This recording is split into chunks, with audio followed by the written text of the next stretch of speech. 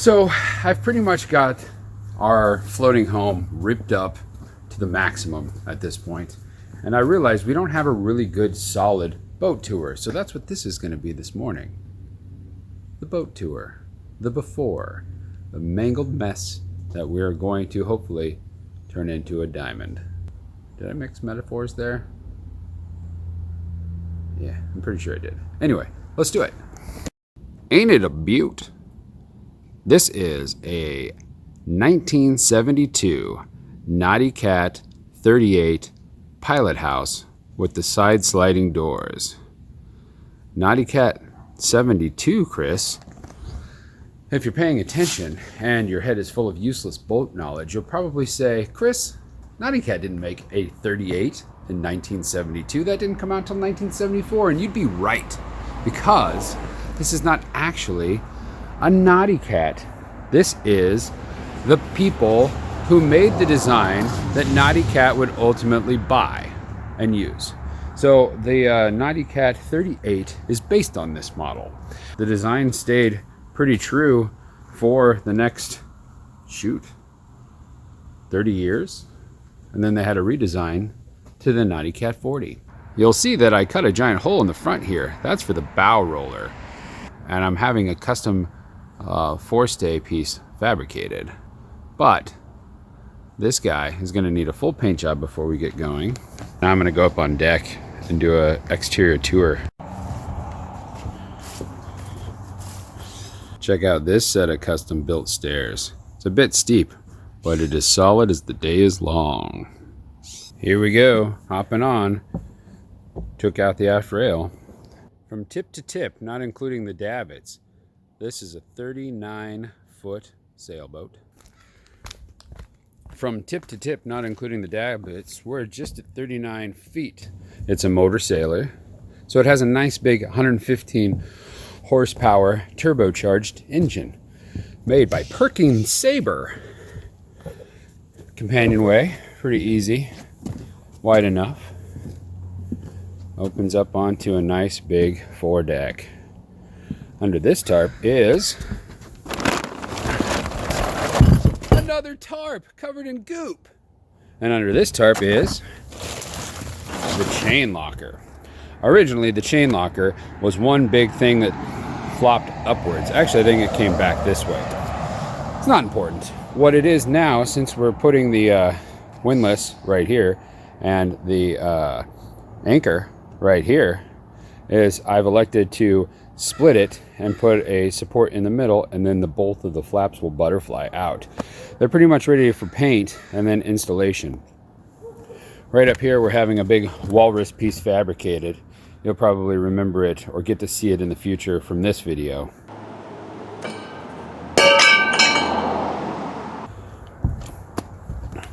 This crazed little beauty is over the V-berth and has steps in and out of the boat, so you can climb in and out of your bedroom if you want to.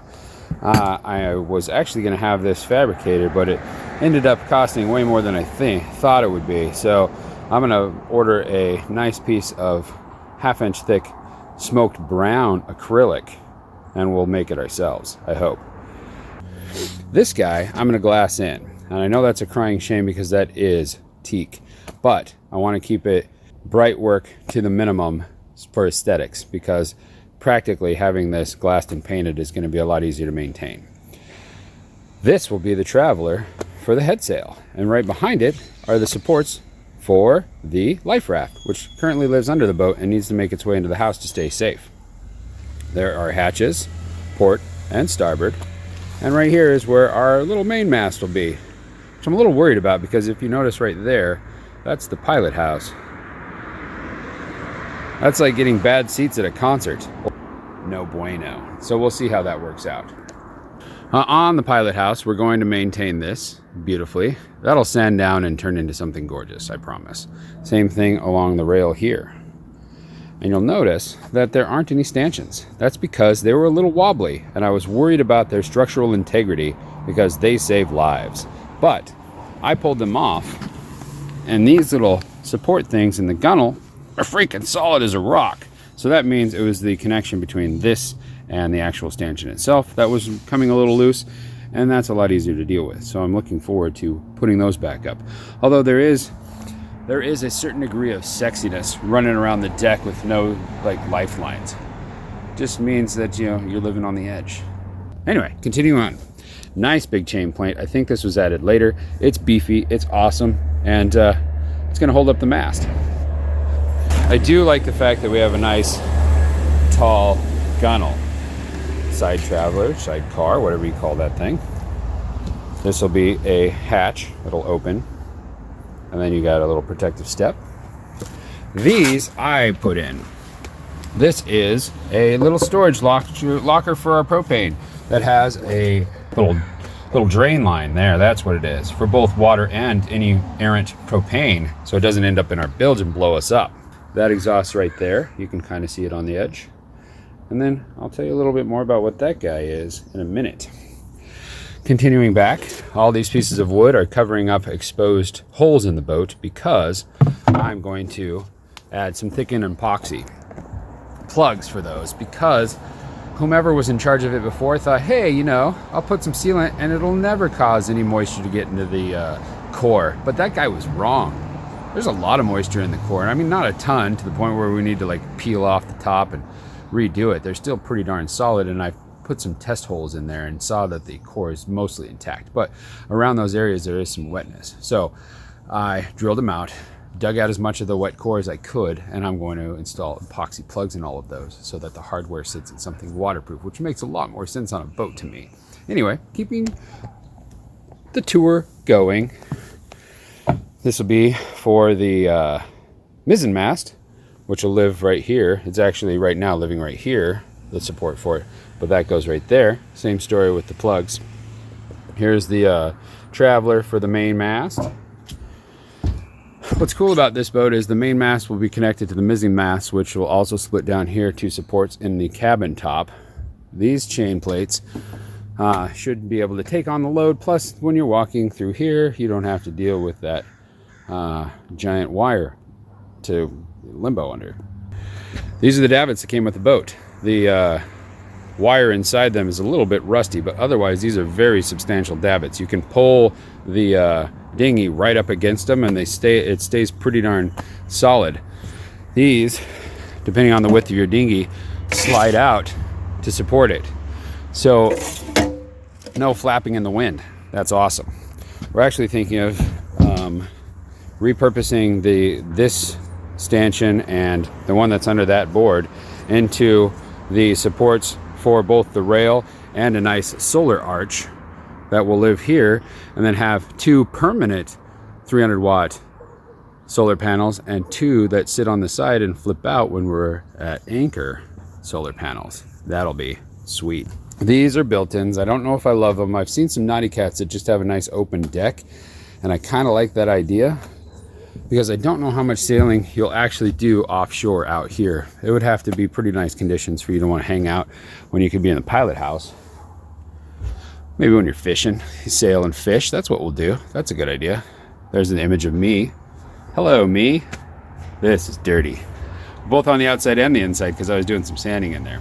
Here is the helm. We'll have a controls here, an instrument panel behind the traveler here, and then you know, some various things like, you know, winches, things like that. And this hatch is right now loose, just covering a hole because, again, plugs. But this goes into the aft cabin. Lastly, I'm hanging off the side of the boat, living on the edge. But this is another hatch that's very similar to the one up there. But this one is much, much larger and slides all the way back here. That'd be a good spot for a flexible solar panel? Maybe. We'll find out. This guy is right now living in my little shop downstairs. It should go lay back here, but ever since I brought it back from the fabricators, I haven't bothered to put it back in, and this is fairly waterproof, so it's kind of just hung out into the pilot house. Steps down. Like I said, it's covered in a nice dust because I was sanding in here. So the original configuration had a settee here with a support for a table, and then over here, I don't know what was going on over here, but it has a sweet, sweet helm. Only, you know, like I think you would sail off to the side to be able to see around that main mast, and it would just be a single pole in the way. Visibility is pretty freaking awesome in here. The only thing I really worry about is ventilation. So what if you just want some fresh air in here? What if it's rainy but muggy? How do you get some fresh air in this pilot house? That's a good question. Controls here that I installed. These are good. And then here is right now the nav station and electrical panel. I might pull all of this out. I did install it and relocate it. We'll see where this all ends up. Right under my feet is the engine room. Maybe I'll show you from the back side because there is a little access in the aft cabin. So, right down here, down this companionway, is the old galley. But, yes, I said old galley because we're actually thinking of bringing it up into the pilot house and taking over this space. It'll be a nice little, we'll call it a J-shaped galley. That'll have the stove over here, and the sink over here, and the refrigerator right here. And that does a couple of things. One, it makes the galley more functional because it's a enclosed space rather than one big long galley style, which underway will make it easier to cook in here. It puts the galley towards the center of the boat, so less this stuff. And when you're cooking in here, you can see the horizon, so it'll prevent seasickness both at anchor and at sea. I got the idea watching Brenda and Jeff's boat tour from SV Adventurer, and contacted them because we're one of their patrons, and they told us they love it. So I think that's what we're going to go with. Hopefully it'll fit. We'll find out later. Going down aft into the aft cabin. I already tore this one apart. Here is the controls for the hydraulic steering on the rudder. Here's a window, or a port light, as we say on boats. Here's that one I was underneath. Anyway, see these struts, these support struts? They're structural here. Ignore the hole, I'll fix that. But these guys make this cabin very, very strong. Here is the existing cabin head, the dehumidifier. Come all the way up here and face back. Little station here. And right in there is the engine room I was talking about. And here's a hanging locker. This used to have these all the way around, but I think we're going to do a complete remodel. So all of that is going to come out and hopefully be repurposed, because that's good quality wood that you can't find anymore. And sustainability means recycling, right? Renew, reuse, recycle. Here's shaft access for all you nerds that care. Oh, let's see if I can turn on a light. Hold on. There we go. And here's the underside of that pilot house and the engine room.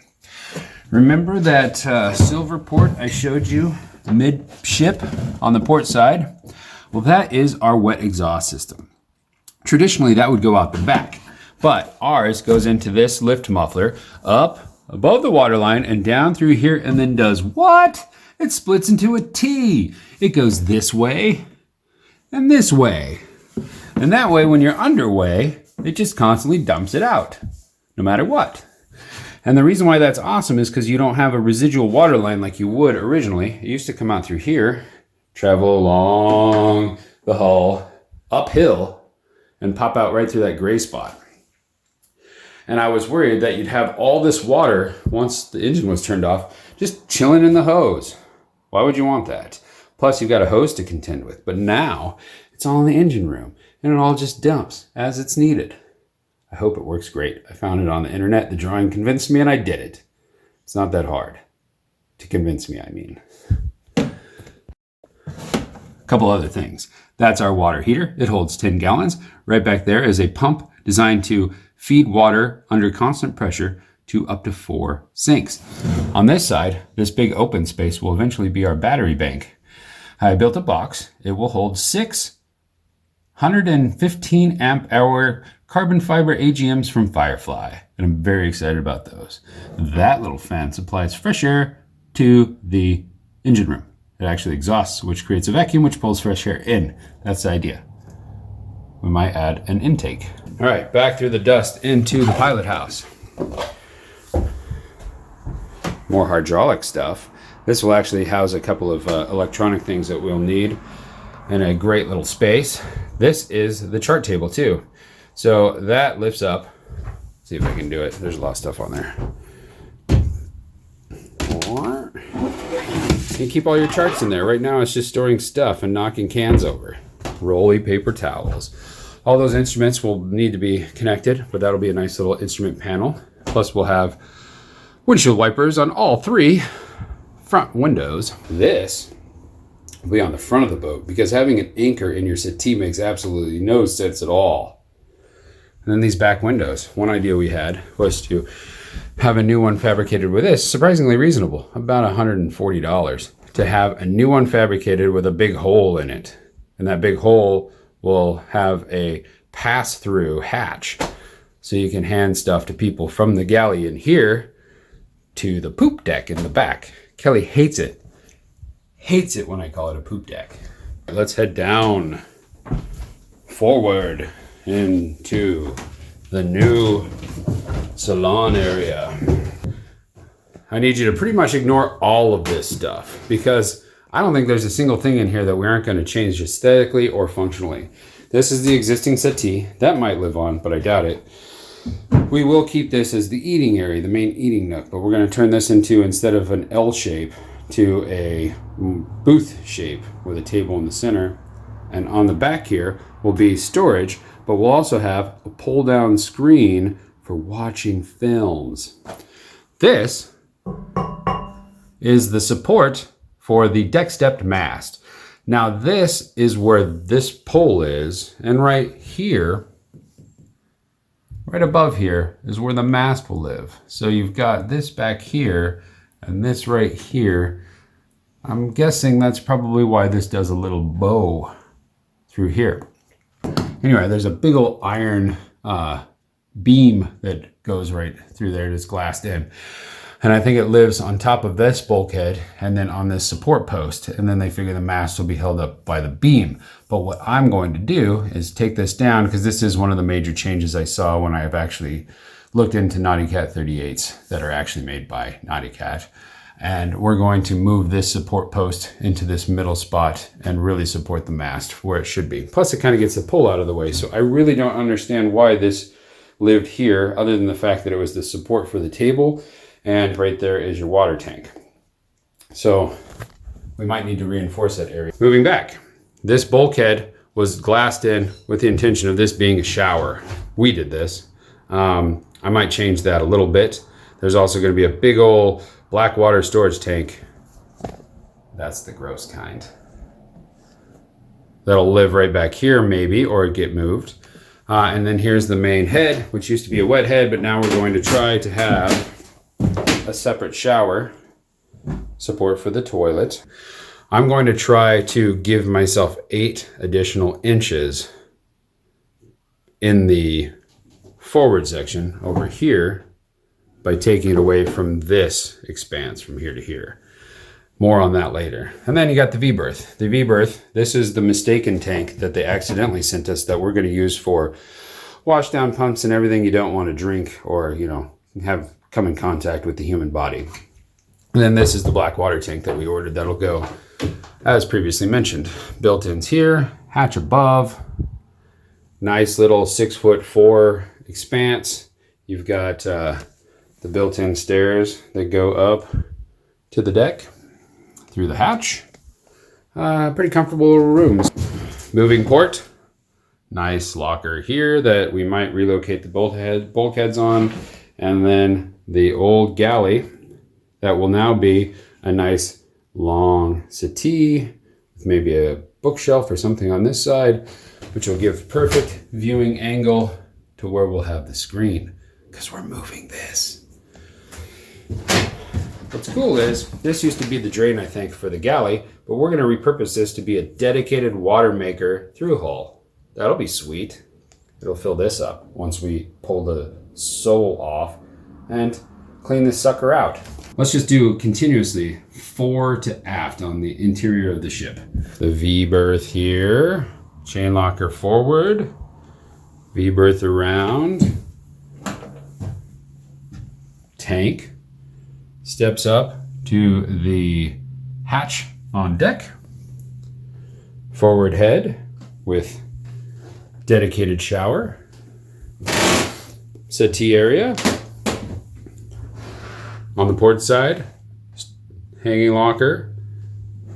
Long galley, the old galley, because the new galley will live right here in the pilot house.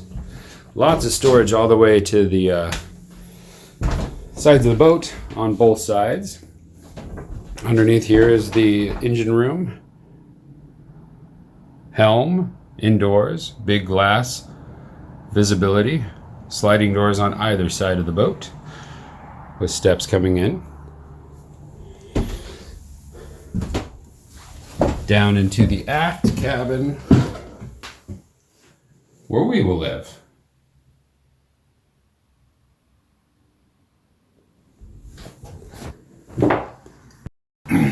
And there it is, that's the boat.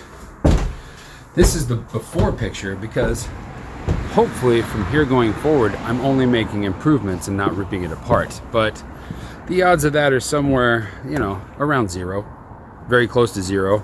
I'm giving myself about 1 calendar year from today to have this ready to go back in the water, which will be a big undertaking. And then beyond that, another year to outfit her and be ready to sail off into the sunset. Wish me luck. I'm glad you came with me. I hope that wasn't too intense because, you know, that's pretty extreme boat touring right there. Anyway, thanks for watching.